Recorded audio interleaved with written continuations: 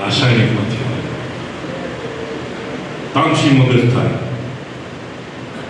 ગતિ ઓછીને બદલે વધી જાય, ત્યારે મિત્રો આ લોકો વાડીએ વાડીએ ઘરે ઘરે અને મારા બંધુ, મારા વડીલો, મારા ખેડૂતો, એ મારા બાપ આનો ઉપયોગ કરો, કારણ કે આગળ સમય એવો આવે છે કે એક એક ઘરે બીમારી, કેન્સરના ખાટલા થશે. આને મુક્ત કરો. આને મુક્ત કરવા માટે થઈ આ દવા, આ ખાતર, ભાવેશભાઈ, ભરતભાઈ એવું ન વિચારતા કે આમાં આને લાભ હોય, આમાં આપણે લૂંટી લે આપણને. નહીં, વાત ખોટી. ન ભૂતો ન ભવિષ્ય, એ તદ્દન વાત ખોટી છે. તમને સસ્તું મળશે, સારું મળશે,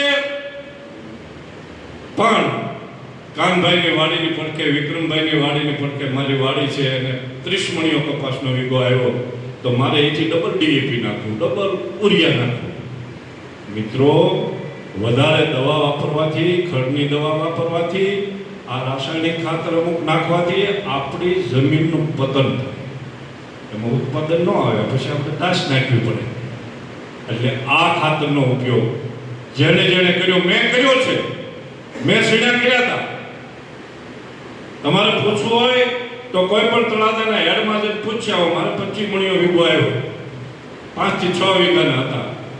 પાયાનું આ ખાતર હતું. ભાવેશભાઈ ડાભીને ઊંચા લઈ ગયો, ડાભી સાહેબને, એમ કીધું, મેં કીધું ભાઈ અહીંયા આવો અને આમાં હવે કઈ દવા નાખવી. એકવાર દવાનો છંટકાવ કર્યો. આ વખાણ કરવાની કોઈ વાત નથી. અમને તમે ગમે એમ કરો તો વખાણ ખોટા ન થાય, પણ ખરેખર રિઝલ્ટ આવે છે.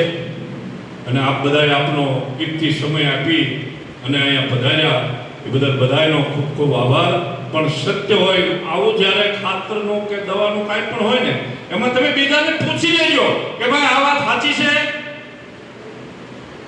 નહીં, બીજાને પૂછવા કરતા તમે પહેલા એનો ઉપયોગ કરો. એના ડીલરને મળો, એના ડિસ્ટ્રીબ્યુટરને મળો, એના કોઈ અધિકારીને મળો, એની ઓફિસે જાઓ, ત્યાંથી ડેમો કરાવો, ખાતર લઈ જાઓ, દવા લઈ જાઓ, અને પછી એનો ડેમો કરી અને પછી તમે એને ગોતતા ગોતતા પાછળ જશો. બધા એટલે વધારે વાત ન કરતા, ભારત માતા કી જય. વંદે માતરમ. મારો કિસાન કાયમ માટે સરળ, સદ્ધર અને સારો બને, નિરોગી બને, એ માટે આસ્થા કરો.